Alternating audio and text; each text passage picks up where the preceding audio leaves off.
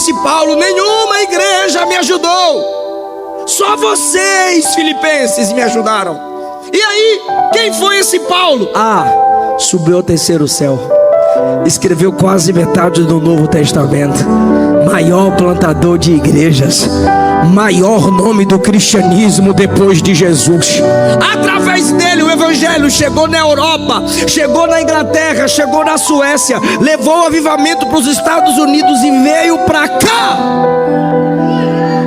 Nenhuma igreja me ajudou, só vocês, filipenses. Onde está a sua alegria? No Senhor? Ou naqueles que começaram fazendo e pararam de fazer? Queridos pais do Senhor Jesus, meditemos em um texto da palavra de Deus, carta de Paulo aos Filipenses,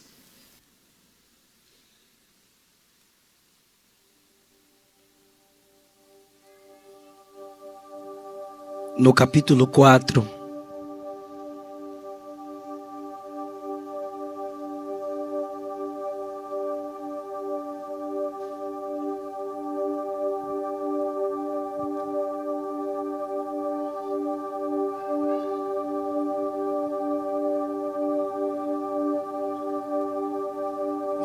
Leiamos a partir do versículo 10.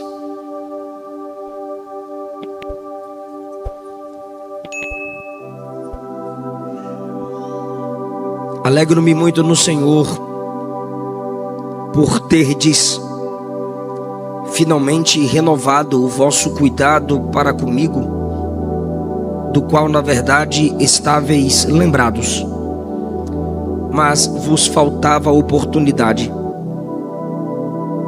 Não digo isso por causa de alguma necessidade, pois já aprendi a contentar-me com o que tenho. Sei passar necessidade e sei também ter muito.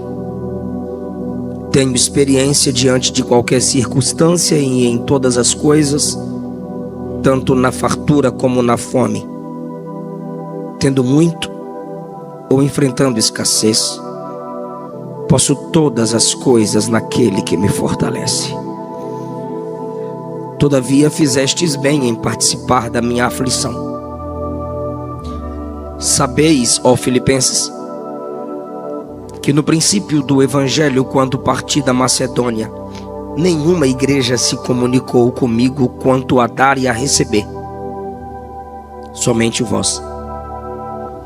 Pois enquanto eu ainda estava em Tessalônica, supristes as minhas necessidades não só uma vez, mas duas. Não que eu procure doações, eu procuro o fruto que amplie o vosso crédito. Mas tenho tudo, até em excesso. Tenho amplos suprimentos, depois que recebi de Epafrodito o que enviastes, como aroma suave e como sacrifício aceitável e agradável a Deus. O meu Deus suprirá todas as vossas necessidades, segundo sua riqueza na glória, em Cristo Jesus. Ao nosso Deus Pai seja dada glória pelos séculos dos séculos. Cumprimentai cada um dos santos em Cristo Jesus. Os irmãos que estão comigo vos cumprimentam. Todos os santos vos cumprimentam, principalmente os da casa de César. A graça do Senhor Jesus esteja com todos vós. Amém. Ao pastor Josué, mais uma vez eu expresso a minha gratidão a todo o corpo de obreiros que nesta igreja cooperam para o crescimento e desenvolvimento da obra do Senhor Jesus. Muito obrigado pelo carinho de sempre, pela recepção sempre alegre, feliz e cheia de Deus. Estou aqui na companhia da minha esposa e de amigos como o Eduardo, a Rayane, a dupla que agora pertence a esse ministério, louvam a Jesus e são servos da casa do Senhor. O meu amigo Israel, missionário Kelly, que o Senhor os use cada vez mais. E minha esposa que está esperando aí o nosso terceiro bebê. Para quem não podia ter nenhum, Jesus deu 3. Mas já chega, né, irmão? Já está imitando o Pai, o Filho e o Espírito Santo. Amém. A Clis, pastor Anderson, prazer revê-los. Cadê a Clis antes? Ah, tá bom. Deus abençoe. O Tiago, eu tô com raiva dele, amor. Fica mandando eu agradecer o Tiago, não.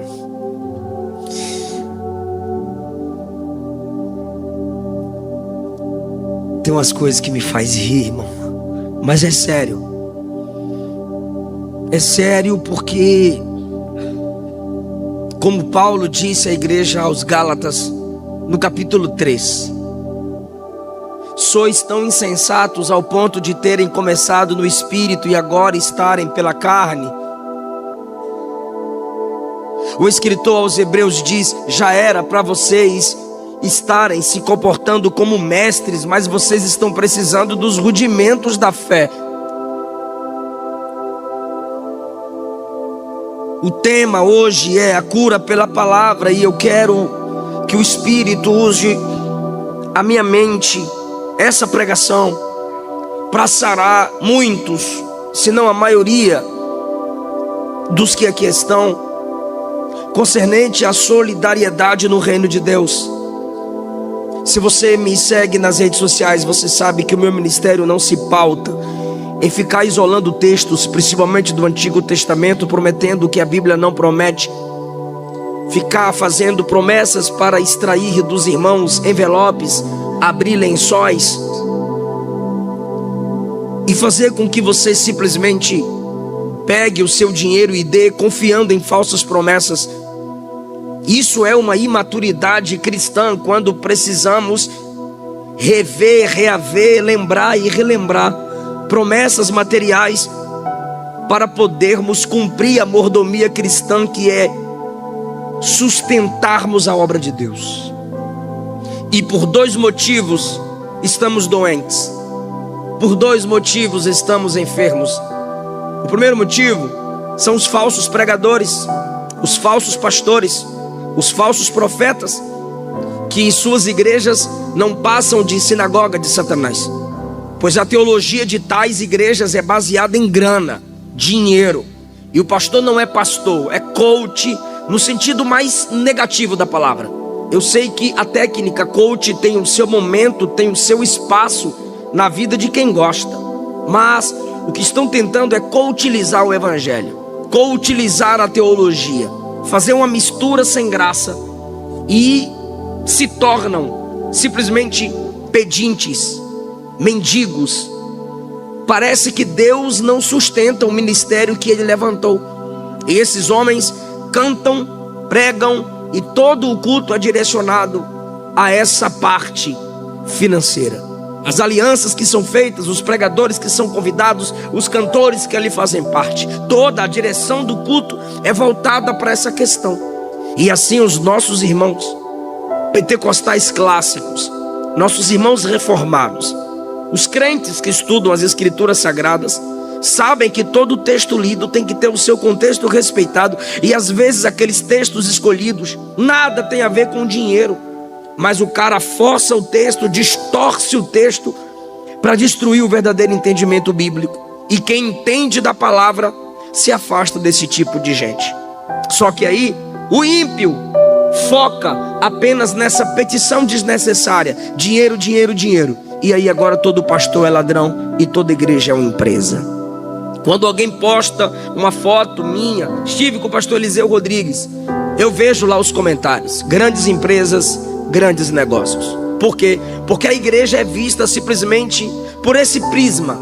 Claro, os missionários televisivos, as grandes igrejas passaram a dar foco nessa questão financeira. Então, esses falsos pregadores que distorcem os textos bíblicos fizeram com que os crentes sérios, que amavam as escrituras, não pulassem esses textos de oferta, dízimos e amor à obra.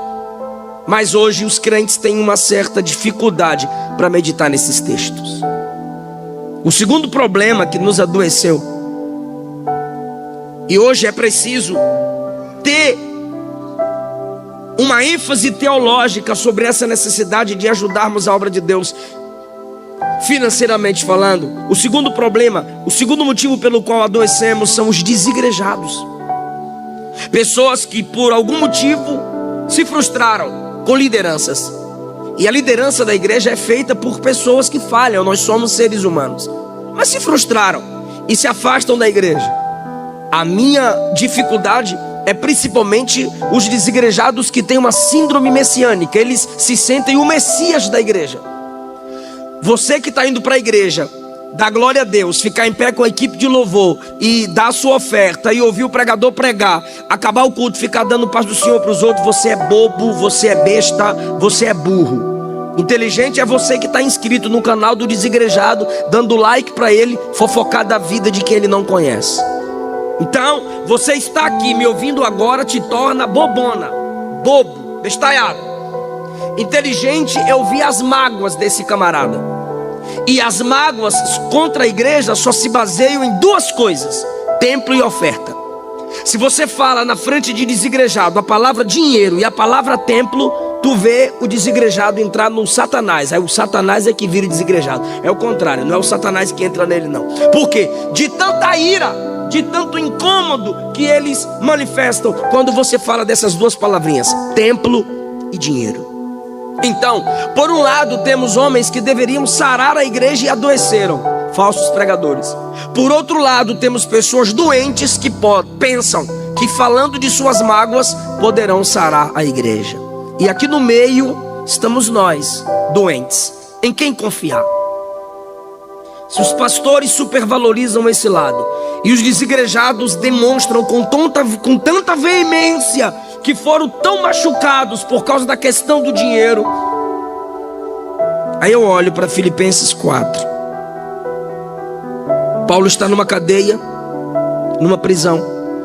Escreve à igreja de Deus em Filipos, igreja que ele plantou em Atos 16. Os primeiros membros dessa igreja foi Lídia, a vendedora de púrpura, a mulher endemoniada que ficava adivinhando, e o carcereiro que foi cuidar das feridas de Paulo, e a família dele se converteu em Atos 16. Paulo está preso, agradece nessa carta, no capítulo 1 e no capítulo 4.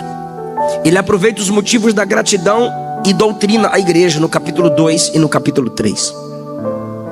Na última parte do capítulo 4, ele vai nos ensinar a subir o nível da solidariedade na obra de Deus. E é sobre isso que eu quero falar hoje. Curando nossa solidariedade no reino. Se você diz que Deus tem que te tocar para você ajudar um missionário, se você diz que tem que sentir de Deus para ofertar na igreja, ou você não é sensível ao Espírito Santo, ou você adoeceu pelas pregações dos falsos pregadores e pelas mágoas dos desigrejados. Paulo, na cadeia, escreve aos irmãos em Filipos e diz: me alegro muito porque vocês finalmente renovaram seu cuidado para comigo. Aí você diz: se eles renovaram, é porque eles haviam parado de cuidar do ministério de Paulo?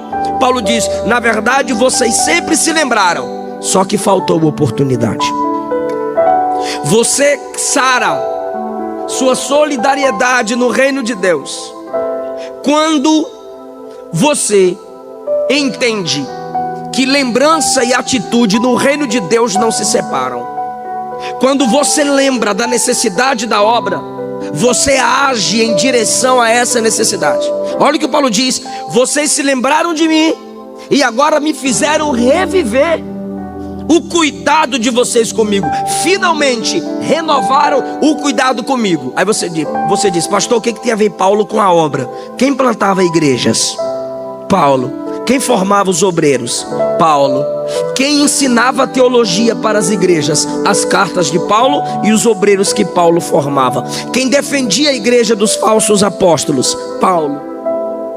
Então investir no ministério de Paulo era estar investindo numa organização missionária, como investir no ministério de Billy Graham, que já partiu para o Senhor, mas é um ministério evangelístico, Jimmy Swaggart e vários outros. Quando você investe numa igreja séria, quando você oferta, dizima no ministério sério, você está cuidando do reino de Deus na terra. Então Paulo diz assim: eu estou revivendo a lembrança de vocês. A igreja em Filipos lembrou e agiu. E agiu como? Mandou Epafrodito levar para ele, versículo 18: tenho tudo em excesso, tenho amplos suprimentos, depois que recebi de Epafrodito o que vocês enviaram. Por que a gente lembra da necessidade do reino e não faz nada em direção a ele? Por exemplo, semana passada eu estava no hotel e quando eu vou orar, eu descobri 2 métodos de eu ficar mais tempo de joelho. Primeiro é começar a orar pelos inimigos. Aí quem ia orar 10 minutos, ora 20. Segundo, é começar a orar pelas causas missionárias. Aí eu lembro dos missionários, das missionárias, dos projetos missionários. E quando eu comecei a orar, lembrei de 2, que eu e minha esposa somos parceiros. O ministério da missionária Kellen Gaspar, Campos Brancos, e o ministério de um casal que trabalha com os índios em Redenção, no Pará. E enquanto eu estava orando, me lembrei dos 2 projetos. E na mesma hora, simplesmente me sentei, peguei o celular, abri o aplicativo e mandei minha oferta. Porque o Espírito me fez entender que lembrar e não agir de nada significa, de nada vale. Enquanto o irmão veio falar da oferta e disse: vamos falar do pai da fé, Abraão, plantar, colher. Você disse: eu lembro de tudo isso. Mas você fez o quê? Quando a gente olha, esses dias eu estava na convenção de Madureira e os nossos pastores estão mapeando cidades no Goiás que não tem uma Assembleia de Deus. Você não pode ir porque você tem que trabalhar, você tem que estudar, você tem que cuidar de sua família. Mas se você não lembrar e não agir em direção à oferta, à atitude, missionários que foram chamados também não podem ir. Porque o dinheiro de Deus está no bolso dos crentes. A igreja em Filipos se lembrou de Paulo e agiu. Lembra de Gênesis 8? Lembrou-se Deus de Noé e as águas abaixaram e a arca pôde descansar em Ararat. Lembra de 1 Samuel 1? Lembrou-se Deus de Ana e Samuel nasceu. Lembra de Gênesis 21? Lembrou-se Deus de Sara e abriu a sua madre e Isaac nasceu. Toda vez que a Bíblia diz que Deus se lembra, ela diz que Deus fez alguma coisa. Tu és cheio de Deus, se lembra e não faz nada. Nossas memórias devem despertar nossas ações. Uma memória despertada nos leva à atitude. Lembra de Apocalipse 2? Lembra de onde você caiu. Arrepende e pratica as primeiras obras. Então você sabe que tem missionários agora morrendo. Você sabe, se não sabe, está sabendo. Tem missionários voltando para cá porque não suportaram a pressão no campo. E você sabe hoje, você vai lembrar disso amanhã. Quantas igrejas você já ajudou? Quantos ministros de Deus você já os abençoou? Sua lembrança precisa ser levada a algum tipo de atitude. Lembra quando a gente pergunta para alguém: como é que você está? Aí a pessoa com timidez diz: tudo bem. Ah, que bom. Aí você vira as costas. Mas imagine se essa pessoa é como os parentes de Neemias no capítulo 1. Neemias perguntou: como é que está tudo lá? Aí Anani disse assim: está tudo destruído. O muro está arrebentado, as portas estão queimadas e os túmulos estão todos extraviados. Aí Neemias disse: chorei, orei, jejuei, fui ao rei, pedi carta para restaurar Jerusalém. Por que ele se sentiu responsável? Porque ele perguntou como estava. Se não quiser se responsabilizar, não pergunte. Ah, pastor, mas eu pergunto por educação. Então você é um hipócrita educado.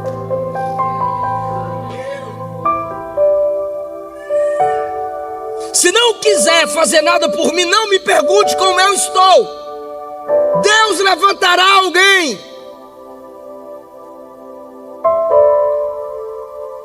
Paulo está preso, a igreja se lembrou dele, disse: Epafrodito, vem cá. Paulo planta igrejas. Nós crescemos. Vamos mandar providências para ele. Aí agora é a vez de Paulo. Eu usei o exemplo da igreja, que ajudou o missionário, que ajudou a obra. Vamos vir agora para o missionário. Ele diz, mas eu não estou dizendo isso, ou seja, eu não estou dizendo que vocês se lembraram e me ajudaram. Eu não estou dizendo isso para receber mais. Eu não estou pedindo, eu não estou escrevendo por causa de necessidade, pois já aprendi a me contentar com o que tenho. O que vocês mandaram, que ele fala no 18, ele fala no 11. Já está bom demais. Meu Deus do céu, que maravilha seria Moisés dizendo para o povo, chega, Davi dizendo, já deu. Agora é Paulo dizendo para a igreja de Filipos, vocês já mandaram muito. Agora veja o que ele diz. Por que vocês mandaram muito? Ele diz assim, é que eu aprendi a estar satisfeito com o que tenho. Ele está contente com o que recebeu, sim ou não? Mas ele abre o leque da experiência cristã e diz assim no versículo 12, ainda no 11, aprendi a contentar-me. Contentar-me aqui tem dois significados. Primeiro, conter-me. Tem irmã que vai no shopping e parece que é uma centopeia. Ela pode comprar um salto 2, ela compra 10.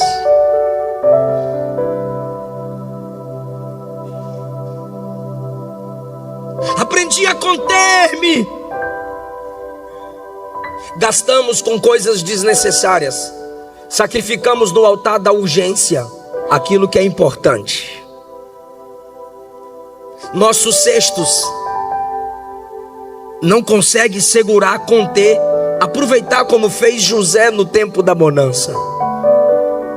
Aprendi a conter-me, aprendi a reservar, aprendi a me segurar, aprendi a não me deixar levar pelas propagandas. Hoje meu irmão estava mostrando um aplicativo da Shein para a Luana, eu comecei a tremer na mesa. Aí ele disse, esse negócio aqui vicia, você compra uma coisa, já tem promoção de outra, já tem desconto em outra.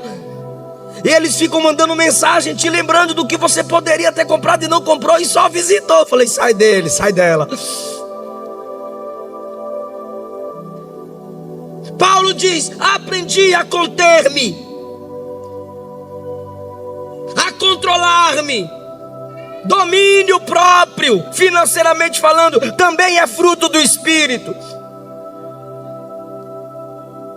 Segundo lugar, aprendi a contentar-me eu aprendi a ter disciplina de espírito e aprendi a ter alegria com o que eu já conquistei.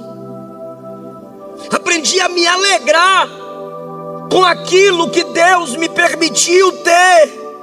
É esse tipo de líder, é esse tipo de pregador, é esse tipo de missionário, é desse tipo de pastor que as igrejas precisam.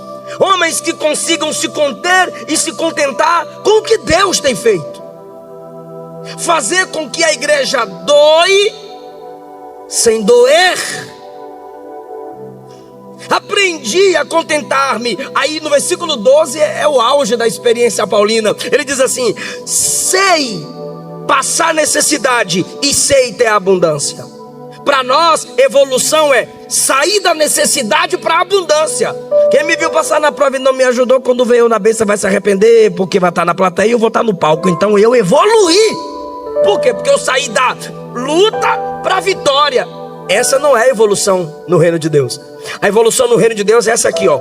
Eu sei estar abatido e sei ter abundância. Então o que Paulo está dizendo é, evolução não é você sair da prova para a bênção, é vocês aprender a se comportar na prova e na bênção. Sei ter abundância, sei passar necessidade, porque todos nós, tem dia que a gente está no céu e tem dia que está no inferno. No mesmo capítulo que Paulo disse, fui levado ao terceiro céu, ele diz, o mensageiro de Satanás me foi enviado para me esbofetear. Vai ter um mês da prosperidade, vai ter um ano da prosperidade, vai ter um ano da prova. E eu te pergunto, você sabe passar prova? Quem está me ouvindo diz amém. Você sabe passar prova? Eu não estou perguntando se você passa a prova, querendo ou não vai ter que passar. Eu perguntei se você sabe como passá-las. Ele vai ao extremo e diz, sei ter fartura e sei me comportar na escassez. É comportamento, não é mudança de status, é mudança de comportamento. Tem gente que na prosperidade enoja. e na escassez inspira. Vou usar 2 textos. Apocalipse 2:9, Jesus fala para uma igreja rica. Apocalipse 2:9, Jesus fala para uma igreja pobre, financeiramente perseguida. Pobre, financeiramente perseguida. Apocalipse 2:9. Conheço tuas obras, conheço tua tribulação, conheço tua pobreza, mas tu és rica. A igreja tem obra, a igreja tem tribulação, a igreja tem pobreza, e ele diz: tu és rica, igreja. Por quê? Porque ela tinha um comportamento que Jesus olhava e dizia: esse comportamento me honra, essa é a sua maior riqueza. Agora veja, projeta por favor então, Apocalipse 3:17, Jesus vai falar para uma igreja rica. Você diz que é rica, enriquecida, de nada tem falta, e não sabe que é uma desgraçada, miserável, pobre, cega e nua. A igreja rica enoja Jesus, a igreja pobre, Jesus diz: você é rica. Sei estar abatido, sei enfrentar provas, sei enfrentar luta. Como você se comportaria na escassez? É disso que ele está falando. Como você se comportaria na fome? E Paulo aprendeu na prisão com Silas. Ele ora e canta.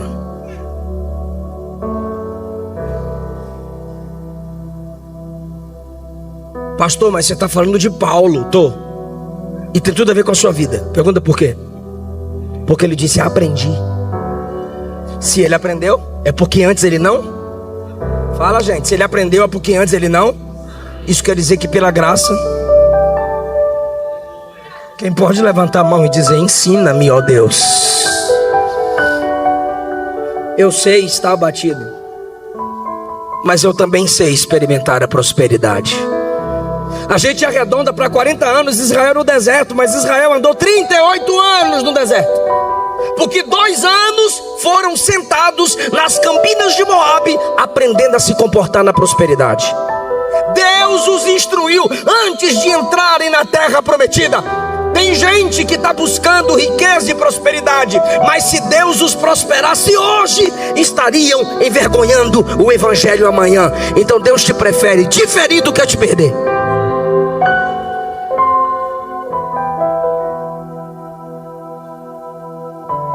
Evolua, não clamando: ó Deus, me tira da prova, mas dizendo: Senhor, me dá sabedoria para que eu saiba me comportar quando a bênção me alcançar. Eu creio que Deus vai te prosperar.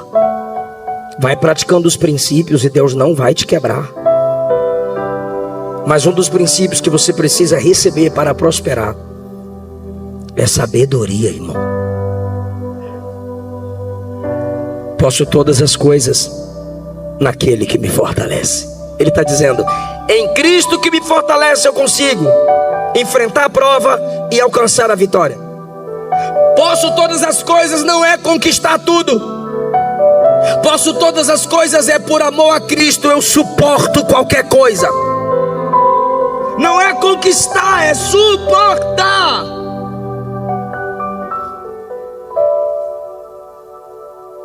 Versículo 15, ele diz para aquela igreja: vocês sabem que no princípio do evangelho, quando parti da Macedônia, nenhuma igreja se ligou a mim no quesito dar e receber. Nenhuma, me ajuda, diga nenhuma. Ele está agradecendo a qual igreja? Diga Filipos. Bora lá. Ele está agradecendo a quantas igrejas? Uma. Bora lá. Ele está agradecendo a quantas? Uma. Cadê as outras? Nenhuma igreja, quando eu parti para Macedônia, da Macedônia me ajudou. E quando eu estive em Tessalônica, só vocês me ajudaram, ó Filipenses. Cadê Roma? Cadê Colossos? Cadê Galácia? Cadê Corinto? Cadê Éfeso? Todas as igrejas que o apóstolo Paulo plantou, ele diz: ninguém me ajudou. coloquei obreiros lá, plantei igrejas lá, ensinei sobre a graça lá, ensinei a liberdade do Espírito Santo lá, ensinei sobre os dons, sobre a autoridade de Deus, vitória sobre os demônios, mas só vocês me ajudaram. Não destrua seu coração no reino, porque outras igrejas não fazem. Por isso que ele diz no versículo 10: me alegro no Senhor. Porque se ele fosse se alegrar nas igrejas, ele também desistiria. O fenômeno do desigrejamento é porque os homens estão focados em igrejas que falham, em igrejas que têm problemas e dificuldades. Se Paulo fosse se deixar levar, uma o ajudou, várias não. E ele foca em quem? Naquela que ajudou. Mas ele não depende dela para ser feliz. Ele diz: minha alegria não vem de quem me ajuda, e minha tristeza não vem de quem não me ajuda. Por quê? A minha alegria vem do Senhor. A igreja que me ajudou foi usada como um instrumento nas mãos do Deus vivo. E a igreja que não ajudou,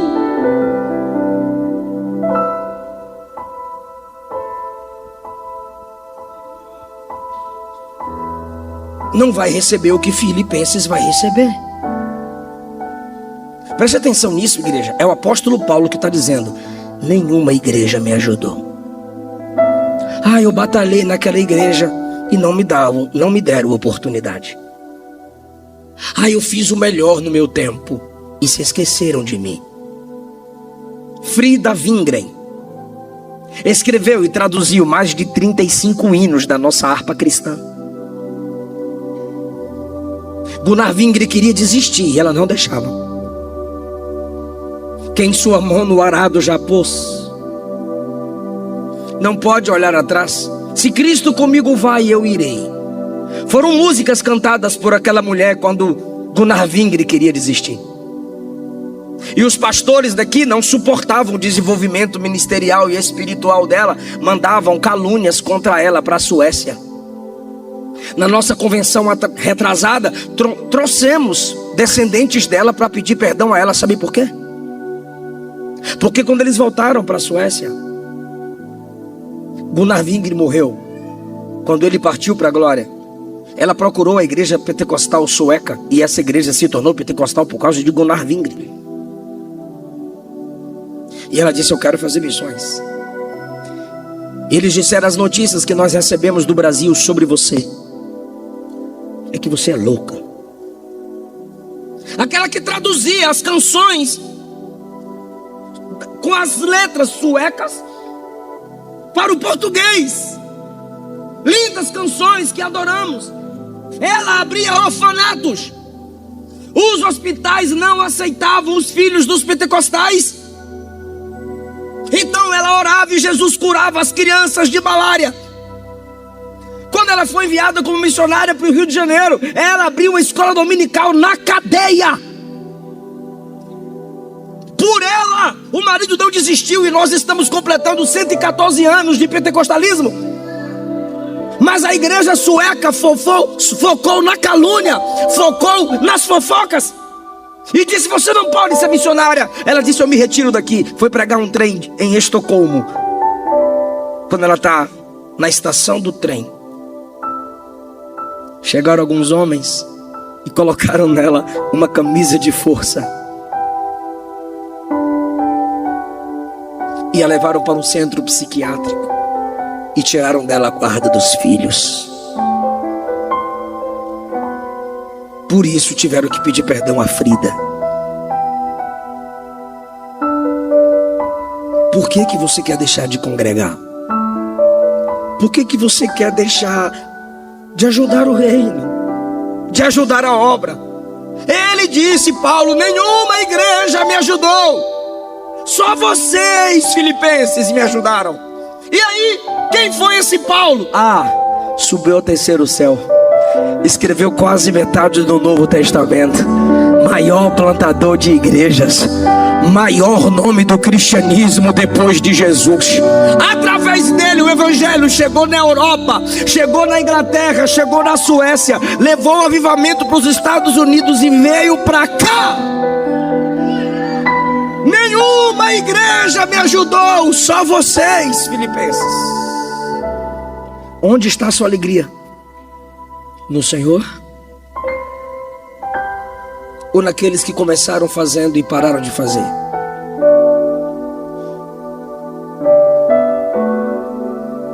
Volte para a igreja agora.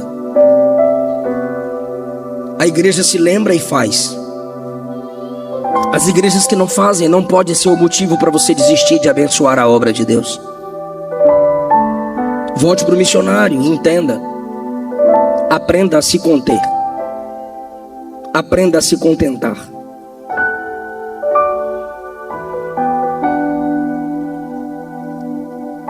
Versículo 18, por favor, de Filipenses 4, se tiver como projetar. Porque eu quero que a igreja leia essa parte. Filipenses 4, versículo 18.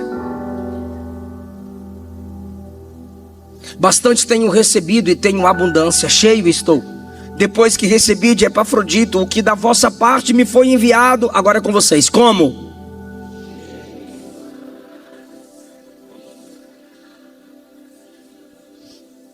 A igreja mandava o dinheiro e dizia: está fazendo o quê? Vai fazer o quê? A igreja mandava o dinheiro e dizia: Pastor Paulo, vai passar por ti, mas nós estamos dedicando essa oferta ao Senhor. Epafrodito vai colocar na sua mão, mas nós entregamos essa oferta como sacrifício agradável a Deus. Pastor Paulo, nós estamos nos comportando como sacerdotes. Assim como Abel ofereceu sua oferta, Abraão ofereceu sua oferta no altar, Arão colocava no altar, e Cristo se entregou na cruz como oferta, nossas ofertas também sobem como cheiro suave para as narinas de Deus. Eles sabem que a igreja, quando oferta, ela está cultuando. Próximo, por favor. Esse versículo 19 não é para traseira de caminhão. Esse versículo não é para frasezinha de Instagram e Facebook. Esse versículo tem um alvo específico. O meu Deus, leia a igreja, segundo as suas riquezas, todas as vossas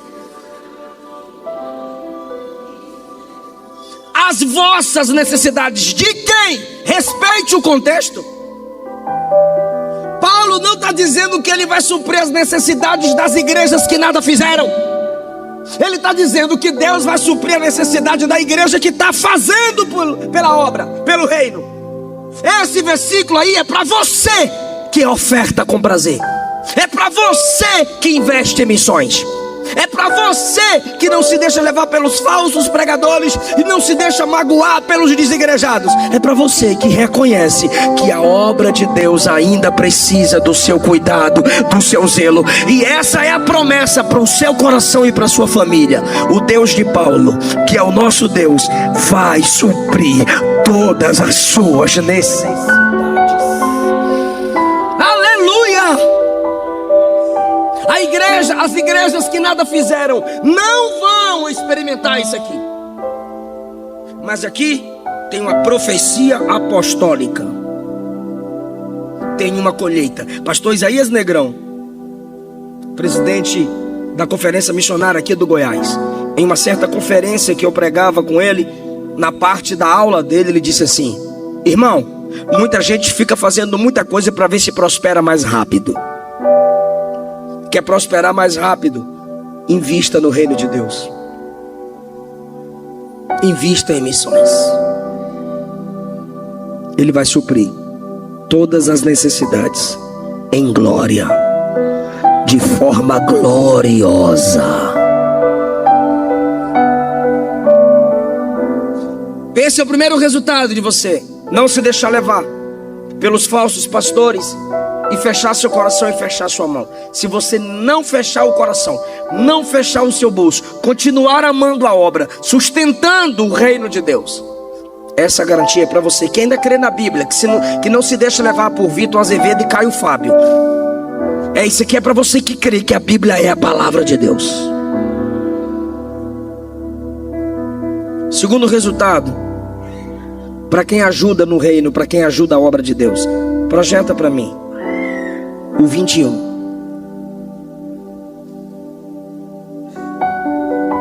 Depois o 22. Saudai a todos os santos em Cristo Jesus. E o Filipenses, cumprimentem uns aos outros, tá bom? Só que lá tinha uns beijinhos, né? Hoje não. Não precisa não. Lá ele, só o Pai do Senhor, dá a mão assim, tá bom demais. Saudai a todos os santos. Aí ele diz, os irmãos que estão comigo, porque tinha alguns ali com ele, vos saúdam. Sempre tinham irmãos chegando e comunicando com ele enquanto ele escrevia a carta. Agora, o segundo resultado de se investir em missões. Todos os santos saúdam vocês, mas, agora é com vocês. Ele destaca um grupo. Ele diz, saudai a todos os santos. Depois ele diz, todos os santos vos saúdam. Agora, ele eleva um grupo. Por que ele destaca um grupo? Porque na casa de César, não sei se vocês já assistiram o filme épico. Tem um documentário na Netflix sobre Roma. O César era o imperador.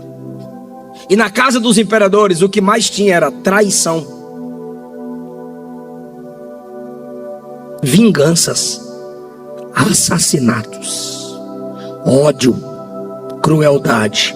E acima de tudo, César era um deus. Todos adoravam César. Os filipenses nunca conseguiriam chegar na casa de César.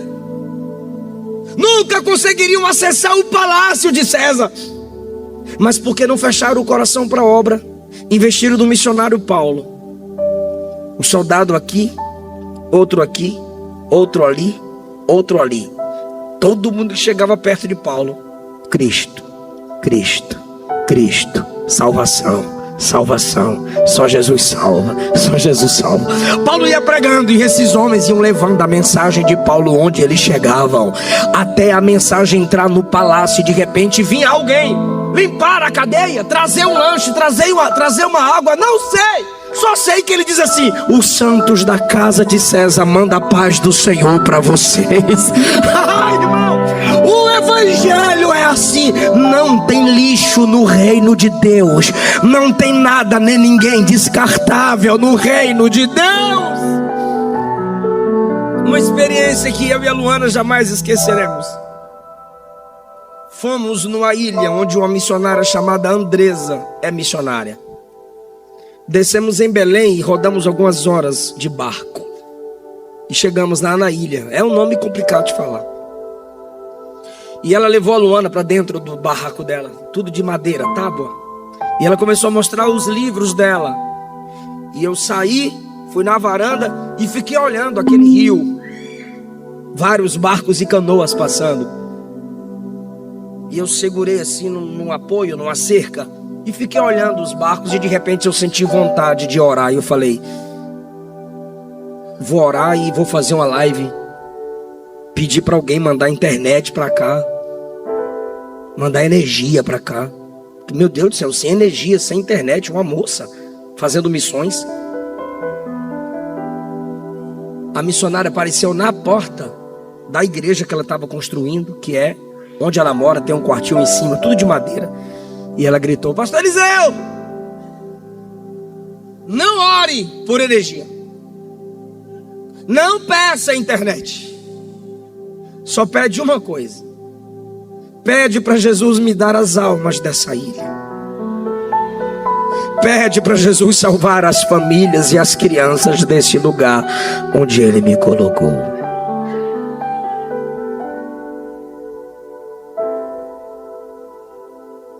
A partir dali, eu e a Luana temos ajudado no que a gente pode. Você viu, amor? Ela postou, ela construiu a igrejinha.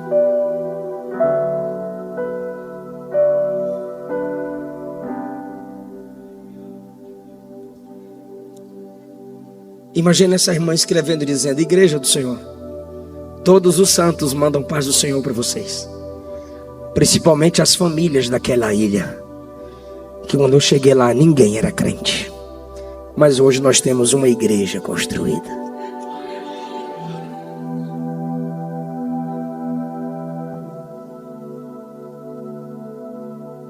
Se você continuar abrindo o seu coração, mais e mais igrejas se abrirão. E seus filhos não terão desculpa no futuro. Eles saberão que o Deus do pai e o Deus da mãe pode suprir a necessidade deles, porque papai e mamãe plantou no reino de Deus. Tudo isso, irmão, é o evangelho entrando onde ninguém entra. Quando você reconhece que tem gente que tem um chamado que você não tem. Então, se você tem uma liderança séria, bíblica, não viva com esse olhar de desconfiança, com esse coração cheio de mágoas e dúvidas, ao ponto de fechar sua mão e fechar o seu coração. Porque como os filipenses ofertavam, é assim que Deus vê a sua oferta: cheiro de suavidade.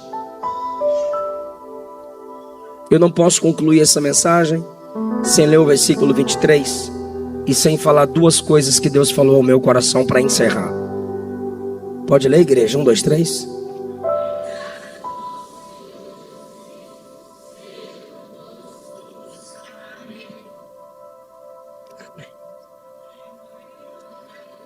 Por que a graça? Porque é só a graça dele que levanta pastores como Paulo. Só a graça dele levanta teólogos como Paulo, missionários como Paulo, igrejas que formam obreiros, igrejas que abrem outras igrejas. Isso significa duas coisas para vocês. Aqui hoje e agora, Jesus está levantando Paulos. Você vai ganhar vidas no reino de Deus. Você vai quebrar cadeias espirituais. De uma forma ou de outra, não importa o seu chamado, Deus vai te usar com autoridade, cantando, evangelizando, pregando. E você vai transformar vidas pelo poder do evangelho. Aleluia! E tem um segundo grupo de crente aqui. Deus vai prosperar você. Deus vai te dar uma estratégia financeira. Deus vai te dar um start, uma sabedoria, um negócio, algo que você vai abrir. E vai ter fruto multiplicado na sua conta. Por quê, pastor? Porque você vai ajudar o reino de Deus. Você vai sustentar a obra do Senhor. Porque se depender de você, mais e mais igrejas serão abertas, mais e mais missionários serão enviados. Alguém concorda? Alguém crê no que eu estou falando? Em nome de Jesus.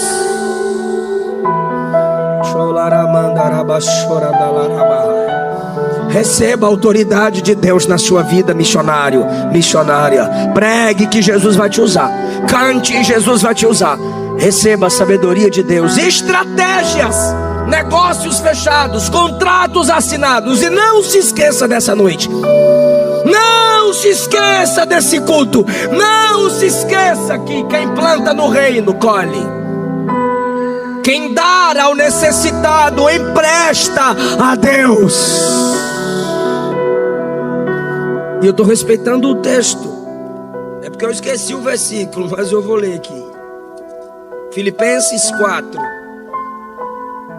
Achei, 17. Olha isso. Fica em pé, irmão. Leia aí para mim, todos vocês. Não que procure dádivas.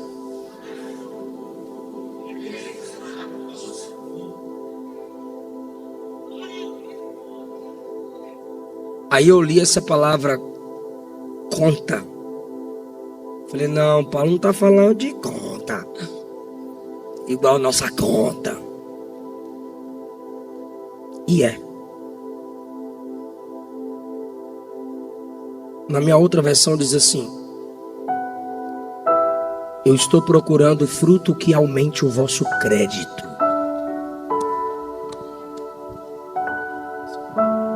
Ele está profetizando multiplicação financeira. Ele está profetizando bênçãos sobre nossas finanças.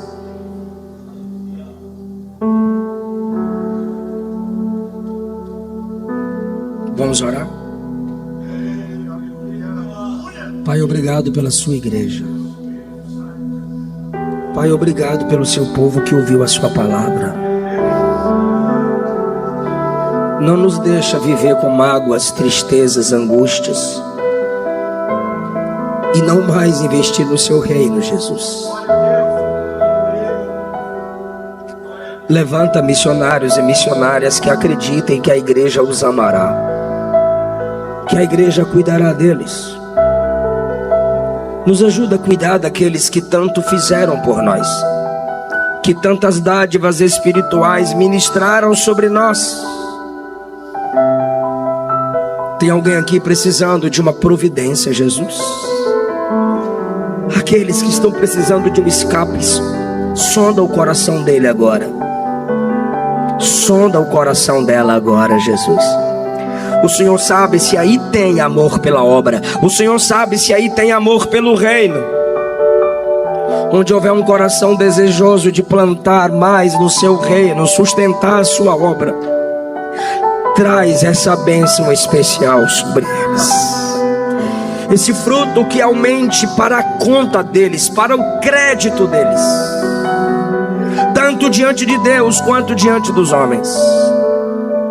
O meu Deus suprirá todas as vossas necessidades em glória, pelas riquezas que estão reservadas em Cristo Jesus. Saia daqui em paz, confiando que o seu Deus cuida de ti, e Ele cuida de você, para que você cuide da obra cada vez mais.